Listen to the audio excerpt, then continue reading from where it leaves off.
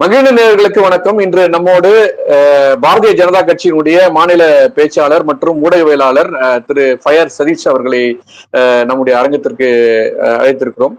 வணக்கம் சார். வணக்கம். வணக்கம் சார். வணக்கம் சார்.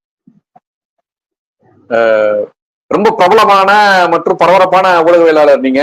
இன்னைக்கு ஒரு பெரிய செய்தி தமிழ்நாட்டுல மக்களால் பரபரப்பா பேசப்படுகின்ற செய்தி என்னவென்றால், திருமாவளவன் அவர்கள் தன்னுடைய கட்சியினுடைய மது ஒழிப்பு மாநாட்டுக்கு அதிமுகவை அழைப்பு விடுத்திருக்கிறார். இப்போ அதிமுகவை அழைப்பு விடுத்தது என்பது நமக்கான செய்தி அல்ல. அவர் இன்னொரு செய்தியும் சொல்றாரு, என்னன்னா ஜாதிய மதவாத கட்சிகளை தவிர்த்து மற்ற கட்சிகள் மாநாட்டுக்கு வரலான்றாரு. இப்ப இந்த அழைப்பை நீங்க எப்படி பாக்குறீங்க? இல்ல, அவரு அந்த டைட்டில் என்ன சொன்னீங்க? மது ஒழிப்பு மாநாடு இல்லைங்களா? ஆமா ஆமா. அவர் நடத்துறது மது ஒழிப்பு மாநாடு. இந்த 2001 இருந்து 2005 யார் ஆட்சியில இருந்தாங்கன்னா முதலமைச்சர் ஜெயலலிதா இருந்தாங்க. அது முன்னாடி வரைக்கும் நீங்க பாத்தீங்கன்னா அந்த சாராயங்கிறது பிரைவேட். அவங்க அந்த டைம்ல தான் 2001 இருந்து 2005 அவங்க என்ன பண்றாங்கன்னா, அந்த டாஸ்மாக், அதாவது ஒரு அரசாங்க நிறுவனம் டாஸ்மாக், அந்த அரசாங்க நிறுவனமே சாராயத்தை விற்கலாம் அப்படிங்கிற ஒரு அஜெண்டாவை கொண்டு ஒரு சட்டத்தை கொண்டு அதை அரசாங்கமே விற்கிற அளவுக்கு மாத்திரவங்க ஏடிஎம்கே, அதிமுக அரசு. அந்த அதிமுக அரசை மதிய ஒழிப்பு மாநாட்டுக்கு இவர் கூப்பிடாத சொன்னா, இவர் உண்மையிலேயே இவர் புத்திசாலியா இல்ல என்னன்னு எனக்கு ஒண்ணும் புரியல. இல்ல எல்லாம் தெரிஞ்சுதான் பண்றாரு. நானமோ திருமாவளவன் மிகப்பெரிய ஒரு அறிவாளி அப்படின்னு நான் நினைச்சிட்டு இருக்கேன் அவர் பேசுற பேச்செல்லாம் பார்த்தா. ஆனா இந்த அரசாங்கம் ஒரு சாராயத்தை விற்கிறத கொண்டு வந்ததே இவங்க தான். அதுக்கு முன்னாடி வரைக்கும் அது பிரைவேட், அது அரசாங்கம் பெருசா பண்ணல. இவங்க கொண்டு வந்ததுக்கு அப்புறம் அதை கலைஞர் வந்தாரு, அவரும் மாத்தல. திரும்ப இவங்க வந்தாங்க, இவங்க மாத்தல, பிரைவேட் கொடுக்கல. ஏன்னா அதுல வருமானம் வருதுன்னு சொல்லிட்டு இவங்களே அதை வச்சுக்கிட்டாங்க. அப்படி இருக்கும்போது அந்த சாராயத்தை விற்கிற அந்த அஜெண்டாவை கொண்டு வந்து அதிமுகவை இவங்க அழைக்கிறாங்கன்னு சொன்னாக்கா இதுல வேற ஏதோ இருக்கும். இதுக்கு அதுக்கு சம்பந்தம் இல்ல. அவங்களை கூப்பிடுறத பார்த்தா திமுகவை பயப்பட வைக்கிறதுக்காக இருக்கலாம். எப்ப பார்த்தா 2 சீட்டு தான் கொடுக்குறாங்க, எப்ப பார்த்தாலும் பிளாஸ்டிக் சேர் போட்டு உட்கார வைக்கிறாங்க. சோ கொஞ்சம் எப்பவுமே ஓரம் கட்டப்படுகிறார். பொது தொகுதி கேட்டா கொடுக்கறது இல்ல, தனி தொகுதி தான் கொடுக்குறாங்க. அப்படி இருக்கும்போது அவங்களுக்கு எம்எல்ஏ சீட்டு கொஞ்சம் அதிகமா கேட்கறதுக்காக ஒரு பயமுறுத்தும் நாடகம் தான் இதுவே தவிர மற்றபடி இந்த மதவாதங்கள்லாம் அவர் எப்பவுமே பேசுறாங்க. இல்ல, இப்ப அவரு மதவாத கட்சிகள் வேணாம் அப்படின்னு சொன்னா, இப்ப அவங்களுடைய கூட்டணியில இருக்கக்கூடிய ஜவஹர்லா எந்த மதத்தை சேர்ந்தவர்? இல்ல முஸ்லீம் லீக்னு ஒரு கட்சி ரொம்ப நாளா அந்த திமுக கூட்டணியில இருக்கு, அந்த கட்சியில மதவாத கட்சின்னு அவர் தோணலையா? அவங்கள விட இப்ப அதிமுகலே ஒரு மதவாத கட்சி இருக்கு. எம்பி ஒரு சீட்டு கொடுத்தாங்க இல்ல ராமநாதபுரத்துல, திண்டுக்கல்ல கொடுத்தாங்கன்னு நினைக்கிறேன். சாரி, முபாரக், நெல்லை முபாரக் ஒரு சீட்டு கொடுத்தாங்க. அவர் எந்த கட்சி? அவரும் மதவாத கட்சி தானே. அவரும் ஒரு முஸ்லீம் லீக் கட்சி இல்லைங்களா? யூனியன் முஸ்லீம் லீக் கட்சியோடைய இன்னைக்கு நிறுவனர் பாத்தீங்கன்னாக்கா அவர் கிடையாது, இன்னைக்கு இவர் தான், நெல்லை முபாரக் தான் இருக்காரு. இந்த நெல்லை முபாரக் யாரோட கூட்டணியில இருக்காரு? அதிமுகவோட கூட்டணியில இருக்காரு. அப்படி இருக்கும்போது அவரு இவங்களை அழைக்கலையா? அப்ப ஜவஹர்லாவை அழைக்க மாட்டாரு, தமீம் அன்சாரி அழைக்க மாட்டாரு, நெல்லை முபாரக் அழைக்க மாட்டாரு அப்படி ஒரு பகிரங்கமா இவரால் சொல்ல முடியுமா? ஏன்னா அவங்களும் மதவாத கட்சி தான், அவனு பேர்லயே வச்சிருக்காங்க முஸ்லீம் லீக்னு சொல்லிட்டு. அப்படி இருக்கும்போது அவங்களுக்கு கூப்பிட மாட்டாரு, ஒரு பகிரங்கமா அறிவிக்க முடியுமா? ஏன்னா இவர் நம்பி இருக்கிறது அந்த சிறுபான்மையினர் ஓட்டு தான், அந்த இஸ்லாமிய ஓட்டு தான் இன்னி வரைக்கும் அவரை காப்பாற்றிட்டு வருது. ஏன்னாக்கா அவரு இந்த இஸ்லாமியர்களுக்காகத்தான் இந்துக்களை வன்மையா அவர் கொச்சையா பேசுறாரு. நம்ம கோவில்ல இருந்து, இந்து தர்மத்துல இருந்து, சனாதனத்துல இருந்து எல்லாத்தையுமே கொச்சையா பேசுறதுக்கு காரணமே அந்த சிறுபான்மையினர் ஓட்டு அப்படியே முழுசா அவருக்கு கொள்ளணுங்கிறதுக்காக தான். இந்த ஸ்டாலின் கூட ஏன் அவரை கூட வச்சிருக்காருனாக்கா, திருமாவளவன் இருந்தா சிறுபான்மையினர் ஓட்டு நமக்கு கிடைக்குங்கிற ஒரே ஒரு கான்செப்ட்ல தான் அவர் வச்சிருக்காரு. ஏன்னா சிறுபான்மையினர் தமிழக, அதாவது ஒட்டு மொத்தத்துல நீங்க பாத்தீங்கன்னா இந்த சிறுபான்மையினருங்கிறவங்க தமிழகத்துல வேற, இந்தியாவுல வேற. அது நீங்க சமீபத்தில் நடந்த மாநில எலெக்ஷன்ல நீங்க பாத்திருப்பீங்க. இங்க இருக்கிற இஸ்லாமியர்கள் மட்டும்தான் இந்த பிற்போக்கு சிந்தனையிலையும், அதாவது இப்போ மகாவிஷ்ணு சொன்ன மாதிரி மூட நம்பிக்கை அதிகமா இருக்கிறது இங்க இருக்கிற இஸ்லாமியர்கிட்ட தான் இருக்கு. இங்க இருக்கிற இஸ்லாமியர்கிட்ட தான் அதிகமான மூட நம்பிக்கை. ஏன்னா எங்கேயுமே இந்த பிரச்சனைகள்லாம் வர்றது கிடையாது. இங்கதான் பாபர் மசூதி இடிப்பு நாளுங்கிறத டிசம்பர் 6 கருப்பு நாளா கொண்டாடுறது தமிழ்நாட்டில் தான் கொண்டாடுறாங்க. இந்தியாவில் வேற எந்த பகுதியிலுமே இந்த டிசம்பர் 6 கருப்பு நாளா கொண்டாடுறது கிடையாது. அதே போல நீங்க ஆர்டிகல் 370 நீக்கிறது கூட இங்கதான் அதிகமா போராடினாங்க. அதே போல பாத்தீங்கன்னாக்கா இந்த குடியுரிமை திருத்த சட்டத்தை கொண்டு வந்து 100 நாள் போராட்டம் நடந்தது இங்கதான். அப்படி இருக்கும்போது இங்க அந்த மதவாதத்தை ஊக்குவிக்கிறது யாருன்னு பாத்தீங்கன்னா இந்த திருமாவளவன் போன்ற முக்கிய இந்த சிறு சிறு கட்சிகளை சேர்ந்தவங்க தான் இவங்களை ஊக்கப்படுத்துறாங்க. நாங்க இருக்க உங்களுக்கு பேக் போனா நீங்க என்ன வேணாலும் பண்ணுங்க அப்படிங்கிற பேக் போனா கொடுக்கறதே இவங்க தான். யாருன்னா திருமாவளவன் போன்றவங்க தான் அவங்களுக்கு கொடுக்கறது. இப்ப இவர் மதவாத சக்திகள்லாம் இவர் யாரை சொல்றாரு? அவர் பிஜேபி மைண்ட் பண்ணி தான் சொல்லுவார், வேற யாரும் சொல்ல மாட்டாரு அவர். அப்ப பிஜேபி என்னன்னா அவரோட மைண்ட் செட்ல பிஜேபிங்கிறது இந்துக்களுக்கான கட்சி அப்படிங்கிறது அவரோட மைண்ட் செட். ஆனா அவர் யோசிக்கணும், மதவாத கட்சி நம்ம அவசரப்பட்டு சொல்லிட்டோம். ஏன்னா மதவாத கட்சின்னு பாத்தீங்கன்னா உங்களுக்கு இந்தியன் யூனியன் முஸ்லீம் இருக்கு, ஜவஹர்லாவோட கட்சி இருக்கு, மனிதநேய மக்கள் கட்சி இருக்கு, தமிழ் மன்சாரோட கட்சி இருக்கு. இது எல்லாமே பாத்தீங்கன்னா உங்களுக்கு ஒரு மதம் சார்ந்த கட்சி தான். அது வந்துட்டு ஏன்னா நீங்க அவங்க தேர்ந்தெடுக்கிற தொகுதிகளை பார்த்தாலே உங்களுக்கு தெரிஞ்சிடும். ராமநாதை பொறுத்து வெளில வர மாட்டாங்க. சோ சில தொகுதிகளை அவங்க வச்சிருக்காங்க, அந்த தொகுதியை விட்டு வெளில வர மாட்டாங்க. அப்ப இவங்களையும் வரக்கூடாதுன்னு சொல்றாரா அப்படிங்கறதா என்னுடைய கேள்வி. அதே மாதிரி ஒரு ஜாதிய கட்சி வேணான்னு சொல்லிட்டு அவரு யாரு சொல்ல வர்றாருன்னு நீங்க எதிர்பார்க்கறீங்க? அப்ப இவரு என்ன கட்சி? ஒடுக்கப்பட்ட மக்களுக்கு, நசுக்கப்பட்ட மக்களுக்கு அம்பேத்கர்ன்றது பொதுவானவர். ஆனா இவங்க வந்து ஒரு கட்டம் கட்டியிருக்காங்க, அம்பேத்கர் என்பவர் தலித் மக்களுக்கானவர் மட்டும்தாங்கிறத இவங்க ஒரு கட்டம் கட்டிட்டாங்க. அப்படி அவர் மாமேதி அம்பேத்கர் அவர் சட்டம் ஏற்றாருன்னு சொன்னா அது தலித்கள் மட்டும் அவர் சட்டம் ஏற்றல. ஒரு ஒட்டுமொத்த இந்தியாவில் இருக்கக்கூடிய ஒட்டுமொத்த மக்களுக்குமான சட்டத்தை தான் அவர் ஏற்றினார். ஆனா இவங்க அவரை தலித் தலைவர் என்ற குறுகிய வட்டத்துக்குள்ள அவங்க வச்சதுனால அவங்க அப்படிதான் பேசுவாங்க. அப்போ இவர் யார்? திருமாவளவன் யார்? திருமாவளவன் ஏன் தனி தொகுதியில் நிற்கிறார், பொது தொகுதியில் நிக்கலாம கேட்டு? அப்போ ஒரு ஜாதி அடையாளம் இல்லாம எனக்கு பொது தொகுதி கொடுங்கன்னு நீங்க திமுக கிட்ட கெஞ்சி கேட்டு நிக்கலாமே. எதுக்கு அங்க மட்டும் போய் நிக்கிறீங்க? நீங்க தனி தொகுதியில் நிக்கிறீங்க, ஏன் உங்களுக்கு என்ன பிரச்சனை? சோ அப்ப நீங்க ஜாதி கட்சி இல்ல, நீங்க பொது கட்சி, அனைத்து மதத்தவரும் அனைத்து ஜாதியினரும் உங்களுடைய கட்சியில இருக்கிறாங்கன்னு சொன்னாக்கா நீங்க எல்லோருடைய படத்தையுமே பயன்படுத்தணும். நீங்க வெறும் அம்பேத்கர் படத்தை மட்டும் பயன்படுத்துறீங்க, எல்லாருடைய படத்தையுமே நீங்க பயன்படுத்தணும் இல்லையா? எவ்வளவோ மிகப்பெரிய காமராஜர் இருக்கார், காமராஜர் படத்தை பயன்படுத்தலாமா, ஏன் பயன்படுத்த மாட்டீங்க? அவர் நாடார் என்பதாலா? ஏன்னா நீ காமராஜர் எல்லாருமே பேசுறாங்க, பிஜேபி கூட பேசுறாங்க, நான் காமராஜர் கூட ஆட்சி கொடுப்போம் பிஜேபி பேசுது, காங்கிரஸ் சொல்றாங்க, எல்லாருமே சொல்றாங்க. இன்னைக்கு காமராஜரை எல்லாருமே கொண்டாடும் போது இவர்கள் மட்டும் காமராஜர் கொண்டாடுறது இல்லையே, ஏன்னா ஒரு நாடார் சமுதாயம் என்பதாலா? ஏன்னா இவங்க கொண்டாடுற தலைவர்கள் எல்லாருமே பாத்தீங்கன்னாக்கா அந்த தலித் சமுதாயத்தை சேர்ந்த தலைவர்கள் தான் இவங்க கொண்டாடுறாங்க. அப்படி இருக்கும்போது இது ஒரு வேடிக்கையான விஷயம் என்னன்னா, இந்த முட்டாள் அதான் நான் தான் சொன்னேனுங்க, அதிகமா படிச்சுட்டா பெரிய மேதை நினைப்பு, அப்படிலாம் ஒண்ணுமே கிடையாது. ஜாதிய கட்சிகள் வரக்கூடாதுன்னா முதல்ல இவர் மாநாடு நடத்தக்கூடாது, இவருடைய கட்சியில இது வரைக்கும் எத்தனோ 2 தடவை ரவிக்குமார் நின்று இருக்காரு. ரவிக்குமாருக்கு பதில் ஏன் வேற ஒரு ஜாதிகாரர் கொடுத்துக்கலாம் சீட்டை? எப்ப பார்த்தாலும் நீ ஏன் தலித் தலைவர்களே கொடுக்குற? கரெக்டுங்களா இல்லையா? அதே மாதிரி ஆளூர் ஷாவானாஸ் கொடுக்குற, ஏன் கொடுக்குற? வேற யாருமே வந்து வன்னியர் கிடையாதா, முதலியார் கிடையாதா? எவ்வளவு பேர் இருக்காங்களே, ஏன் அவங்களெல்லாம் கொடுக்காம நீ எப்பவுமே தலித்துக்கே நீ ஒரு சீட்டை கொடுக்குறேன்னு சொன்னா, பாமக பாத்தீங்கன்னா தலித்துக்கு கொடுப்பாங்க, அவங்களுக்கு ஒரு 10 சீட் ஒதுக்குறாங்கன்னு சொன்னா அதுல 2 சீட் தலித்துக்கு கொடுப்பாங்க. நீ என்னைக்காச்சும் அது மாதிரி கொடுத்துருக்கியா? எம்எல்ஏ சீட்டா இருந்தாலும் சரி, எம்பி சீட்டா இருந்தாலும் சரி, திருமாவளவன் அவர்கள் என்னைக்காவது மாற்று ஜாதியினருக்கு கொடுத்திருக்காரா? அப்படி இருக்கும்போது அவர்கிட்ட இந்த ஜாதிங்கிறதெல்லாம் பத்தி அவர் பேசுறாருன்னா மக்களை ஏமாத்துற வேலை கூட, மொத்தமா மக்களை ஏமாத்துற வேலை தான்.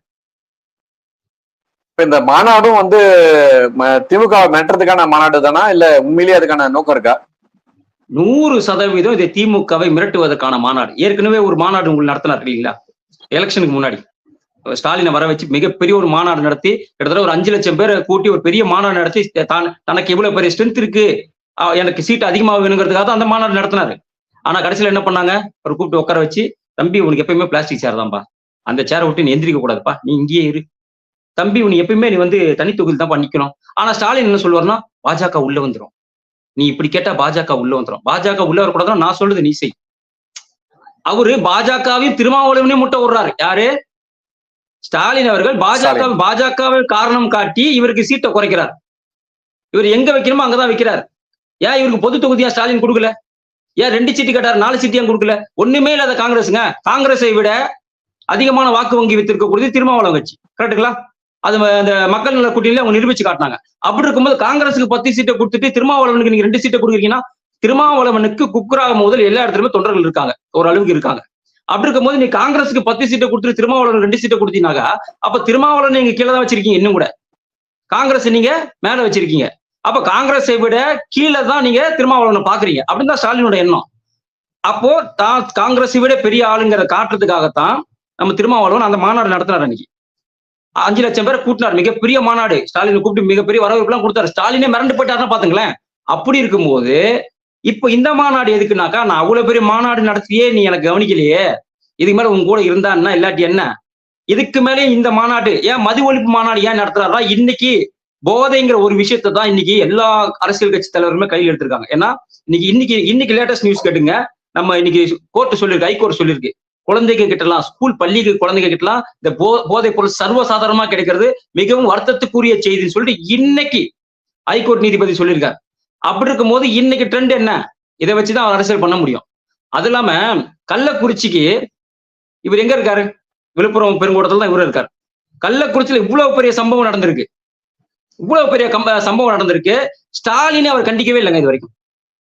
ஸ்டாலினை இதுவரை கண்டிக்கவில்லை. கண்டனம் கூட, பெரிய கண்டனம் கூட தெரிவிக்கல. கேட்டா தோழமை சுட்டு விடும் அவருடைய, அதாவது புது வார்த்தை அது. அவரு தான் அந்த வார்த்தையை கண்டுபிடிச்சது. நீ திமுக என்ன வேணாலும் செய்யட்டும், அவரை கேட்க கூட கேட்ட தோழமை சுட்டு விடும், தோழமை சுட்டு விடும். இப்படி இருக்கும்போது என்ன ஆகுதுனாக்கா, இப்ப முதல்ல மாதிரி இல்லை. இப்ப மக்கள் இப்ப நீ அவர் கூட்டணியில இருக்க, மது ஒழிப்பு மாநாடு நீ நடத்துற. அப்படி மது ஒழிப்பு மாநாடு நடத்தும் போது என்ன நடக்குவாங்க? அப்ப நீ அவர் எதிர்க்கிறதா மக்கள் மனநிலை இருக்கும்னு அவர் நினைக்கிறாரு. கிடையவே கிடையாது. 3 வருடமாக இதே மது நடக்குது. மரக்காணத்துல அவ்வளவு பேர் இறந்தாங்க, கிட்டத்தட்ட 30 பேர் மரக்காணத்துல இறந்தாங்க. இன்னைக்கு இங்க 70 பேர் இறந்திருக்காங்க. மரக்காணத்துல இறக்கும் போது நீ இந்த நடவடிக்கை நீ எடுத்திருந்தீனா, அன்னைக்கு மது ஒழிப்பு மாநாடு நீ எடுத்திருந்தீனா, இப்ப சனாதன மாநாடு ஒழிப்பு மாநாடு ஒண்ணு நடத்தினார் இல்லையா, அந்த நேரத்துல ஒரு மது ஒழிப்பு மாநாடு நடத்திருந்தாருன்னா அப்ப மக்கள் ஏற்றிருந்திருப்பாங்க அவர். நீ அந்த நேரத்தில் நடத்தாம நீ இப்போ இந்த மது ஒழிப்பு மாநாடு நடத்துறனாக்கா இதெல்லாம் திட்டமிட்ட நாடகம். ஸ்டாலின் அவர்களை பயமுறுத்துவதற்காக இது நம்ம திருமாவளவன் போடுகிற நாடகம் தான் இது. இது பெரிய நாடகம் இது. இந்த நாடகத்துல நம்ம எடப்பாடி அவர்கள் என்ன பண்றாரு? அவர் என்ன நம்புறாரு? எப்படியா இருந்தாலும் திமுக கூட்டணியை விட்டு திருமாவளவன் வரப்போறது இல்லைங்க. நான் தெளிவா சொல்றேன். திமுக கூட்டணியை விட்டு திருமாவளவன் வரமாட்டார். ஏன்னா திருமாவளவனை விட்டுட்டாக்கா திமுகவால சில தொகுதிகள்லாம் ஜெயிக்கவே முடியாது. அது நல்லாவே ஸ்டாலின் அவர்களுக்கு தெரியும். அப்படி இருக்கும்போது இவர் பகல் கனவு காண்றாரு. அதாவது சொல்லியிருக்காரு, தொண்டர்லாம் சோர்ந்து போனவனு எடப்பாடியார் சொல்லியிருக்காரு, 2026 மிகப்பெரிய ஒரு வலுவான கூட்டணி அமையும்னு. ஆனா அவர்கிட்ட இருக்கிற கூட்டணியில இருக்கிற கட்சிகளே மாற்று இடத்துக்கு போகுதுங்கிறது அவருக்கு தெரியாது.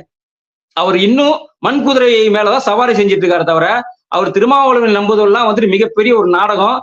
அதாவது அவன் தெளிவா சொல்லியிருக்காரு. என்ன சொல்லியிருக்காரு திருமாவளவன் சொல்லியிருக்காருன்னா, அதிமுகவையும் கூப்பிட்டு விஜயையும் கூப்பிட்டுருக்காரு. அவரு தமிழக வெற்றி கழக நிறுவனர் அவரையும் கூப்பிட்டுருக்காரு, நீங்களும் வாங்கன்னு சொல்லியிருக்காரு. இதெல்லாம் கூட்டணிக்கான அச்சாரகமாக நான் நினைக்க முடியாது. இது முழுக்க முழுக்க திமுகவை மிரட்டுவதற்காக. ஏன்னா இது மிரட்டுறதுனா இவங்கதான் சரக்கு மிட்டுக்குன்னு அப்படின்னு பேசுவாங்களே, இவங்கதான் கட்ட பஞ்சாயத்து. விடுதலை செய்யறதுனா கட்ட பஞ்சாயத்து தானுங்க. கட்ட பஞ்சாயத்துல இல்ல எப்படி வாழ்க்கை ஓடும்? எவனுக்கு வேலை வெட்டி கிடையாது. அங்க இருக்கிற நிர்வாகிகள் பாருங்க, யாருக்கும் வேலை வெட்டி கிடையாது. ஆனா பாத்தீங்கன்னாக்கா அவங்களோட கார்லாம் பாத்தீங்கன்னா 50 லட்ச ரூபா கார், 30 லட்ச ரூபா கார்ல சுத்துறாங்கன்னா என்ன வேலை வெட்டி இருக்கு அவங்களுக்கு? எங்க இருந்து பணம் வருது அவங்களுக்கு? எல்லாமே கட்ட பஞ்சாயத்து. விடுதலை சிறுத்தைகள் என்றாலே ரவுடி கட்சி. ஏன்னா அது திருமாவளவனே சொல்றாரு, என் தொண்டனாக இருக்க வேண்டும் என்றால் ஒருத்தவங்களே 10 கேஸ் இருக்கணும்ன்றார். எந்த தலைவனா சொல்லுவானா இது மாதிரி? எந்த தலைவனாவது இது மாதிரி சொல்லுவாங்களா? நீ நல்லா உன் குடும்பத்தை பாரு, குடும்பத்தை போக மீதி நேரம் இங்க வாணுவாங்க. ஆனா இந்த தலைவர் மட்டும்தான் உன் மேல 10 கேஸ் இருக்கணும்ன்றார். இதை அவர்கள் தொண்டர்கள் தவறாக புரிந்து கொண்டு கொலை, கொள்ளை, கற்பழிப்பு போன்ற சம்பவங்கள் நிறைய ஈடுபடுறதா பேப்பர்ல படிக்கிறோம். நம்ம சொல்லல, பேப்பர்ல படிக்கிறோம். விடுதலை சிறுத்தைகள் கட்சிக்காரன் தான் இன்னைக்கு மிரட்டுறான், கொலை பண்றாங்கிறத இன்னைக்கு பாத்தீங்கன்னாக்கா ஆம்ஸ்ட்ராங் கொலை வழக்குல எவ்வளவு பேர் சிக்கிருக்கிறாங்க. இன்னைக்கு இவர் எதிர்க்கிறாரு, யாரு அவர் பேர் என்ன, ரஞ்சித் திருமாவளவன் எதிர்க்கிறாருனாக்கா அப்ப திருமாவளவன் எந்த அளவுக்கு ரவுடிசத்தை கட்டமைத்து வைத்திருக்கிறார் கட்சியிலங்கிறத ரஞ்சித் எதிர்க்கிறது நம்ம தெரிஞ்சுக்கலாம்.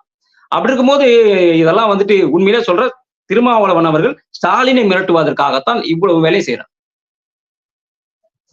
இது அதிமுகவுடைய மற்ற தலைவர்கள் வரவேற்றிருக்காங்க. அதிமுகவை வாங்கன்னு கூப்பிடும் போது அவங்க அந்த வரவேற்பை ஏத்துக்கிறேன் அப்படின்ற மாதிரி சொல்றாங்க. இப்ப அவங்க இன்னொரு தூண்டில் போடுறாங்களா ஒருவேளை திமுகவுடைய கூட்டணி உடைக்கிறதுக்கு?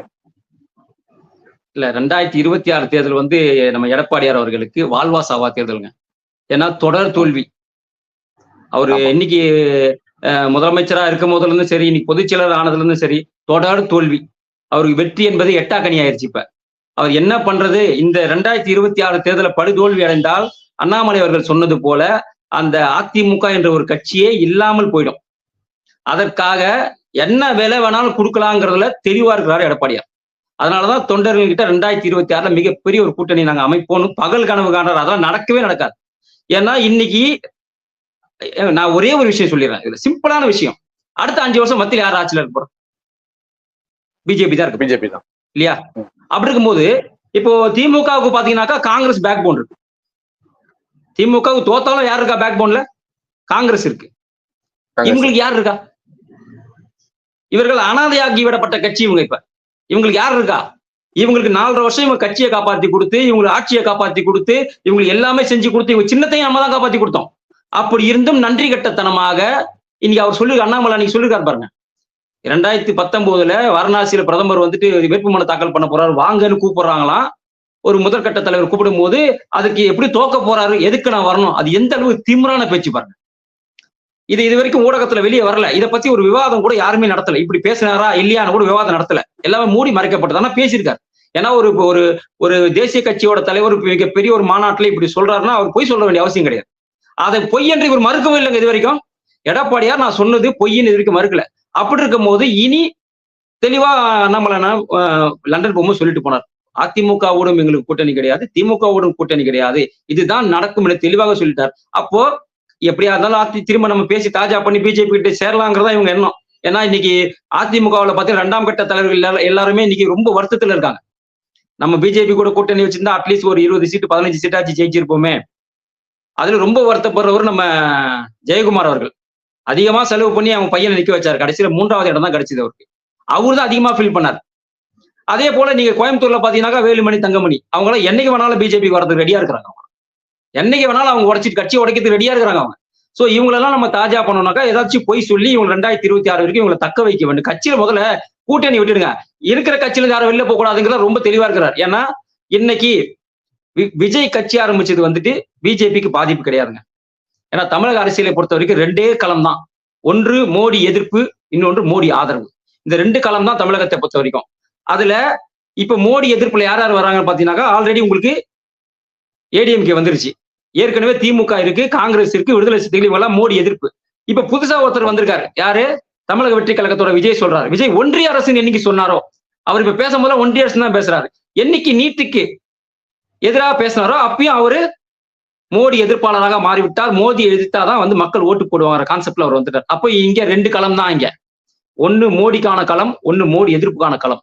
இந்த 2 களம் தான் இருக்கு. ஒரு சின்னதா ஒரே ஒரு சிம்பிள் கணக்கு மட்டும் சொல்றேங்க. அது ஒரு என்னன்னா 100% 70% ஓட்டு தான் நமக்கு கடைசியா பார்லிமெண்ட்ல விழுந்தது. கரெக்டுங்களா? அதுல 24% ஓட்டு யார் வாங்கினான்னு பாத்தீங்கன்னாக்கா திமுக வாங்கினாங்க. 20% ஓட்டு யார் வாங்கினாங்க பாத்தீங்கன்னா ஏடிஎம்கே வாங்கினாங்க. 8% ஓட்டு யார் வாங்கினான்னு பாத்தீங்கன்னாக்கா நம்ம நாம் தமிழர் கட்சி வாங்கினாங்க. 18% நம்ம வாங்கணும். மொத்தம் 70%. இப்போ விஜய் வராருன்னு வச்சுங்களேன், அவர் எங்க இருந்து ஓட்டு எடுப்பாரு? கண்டிப்பா மோடி எதிர்ப்பாளர்கள் தான் அவங்க ஓட்டு போடுவாங்க. மோடி ஆதரவாளர்கள் யாருமே அவர் ஓட்டு போட மாட்டாங்க. 100% கிடையவே கிடையாது. சித்தாந்த அடிப்படையில் இருக்கவங்க அவங்க யாருமே இந்த 18% அவருக்கு போடவே மாட்டாங்க. அப்போ மீதம் இருக்கிற அந்த 52% அவர் யார்கிட்ட இருந்து ஓட்டு எடுக்க போறார்? திமுக கிட்ட இருந்து ஓட்டு எடுக்க போறாரா, நாம் தமிழர் கட்சி கிட்ட இருந்து ஓட்டு எடுக்க போறாரா, இல்ல எடப்பாடி கிட்ட இருந்து ஓட்டு எடுக்க போறாரா? ஏன்னா ஆல்ரெடி இன்னைக்கு பாத்தீங்கன்னா போஸ்டர், பேனரு, கார்லாம் பாத்தீங்கன்னா திமுக கொடி இருந்த கார்லாம் இன்னைக்கு விஜயோட கொடி ஆயிடுச்சு. அதிமுக கொடி இருந்த கார்லாம் இன்னைக்கு விஜயோட கொடி ஆயிடுச்சு. திருமாவளவனுடைய கார் நிறைய பேர் இப்ப இன்னைக்கு விஜய் கட்சியில சேர்ந்துட்டாங்க. அப்படி இருக்கும் போது விஜய் கணிசமான ஓட்டுவை கண்டிப்பா திமுக கிட்ட இருந்து பிரிப்பாரு, அதிமுக கிட்ட இருந்து பிரிப்பாரு. அப்படி இருக்கும் போது அதுதான் அண்ணாமலை சொன்னார், 50,000 ஓட்டை நீங்கள் எடுங்கள், 60,000 ஓட்டை எடுங்கள், நமக்கு வெற்றி வாய்ப்பு பிரகாசமாக இருக்குதுன்னு சொல்லிட்டு போனோம். ஏன்னா இந்த 4 முனை போட்டி அமையும் போது ஆளுக்கு 20%னா நாம இன்னும் வேலை செய்ய வேண்டியது எவ்வளவு இருக்கும்? 3% ஒண்ணு வேலை செஞ்சா போதும். ஏற்கனவே 18% இருக்கும். இன்னொரு 3% பாஜகவினர் உழைத்தால் போதும். இந்த சட்டமன்ற தேர்தலில் 60-80 சீட்டு வரத்துக்கு பிரகாசமான வாய்ப்பு இருக்கு. ஏன்னா விஜய்ங்கிறவரால பாதிப்பு பிஜேபிக்கு கிடையவே கிடையாது. அதனால லாபம் தான். அதனால இந்த திருமாவளவன் போடுற கணக்கா இருந்தாலும் சரி, எடப்பாடியார் போடுற கணக்கா இருந்தாலும் சரி, எல்லாமே செல்லா காசு தான். அது செல்லா காசு, அது காணல் நீர், அது நடக்கவே நடக்காது. மகிழ்ச்சி சார். எங்களுடைய பல்வேறு கேள்விகளுக்கு உங்களுடைய புன நேரத்தை ஒதுக்கியமைக்கு மிக்க நன்றி. நன்றி.